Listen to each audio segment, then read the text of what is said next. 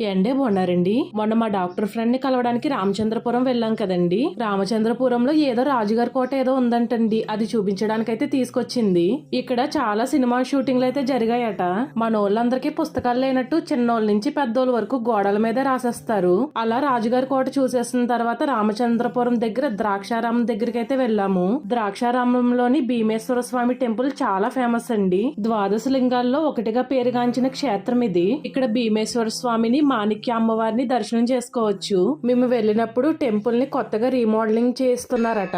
చాలా మంది టూరిస్టులు వచ్చారు గానీ స్వామివారి దర్శనం అయితే అవ్వలేదు. టెంపుల్ కి వెళ్దాం అనుకున్న వాళ్ళు ఆగస్ట్ నుంచి ప్లాన్ చేసుకోండి. ఇక్కడ కనిపిస్తున్న టెంపుల్ వచ్చేసి కాలభైరవ స్వామి టెంపుల్ క్లోజ్ చేస్తారు. ఇక్కడ కాలభైరవ స్వామికి గారెల దండలు బూరెల దండలు ఇస్తామని మొక్కుకుంటారన్నమాట.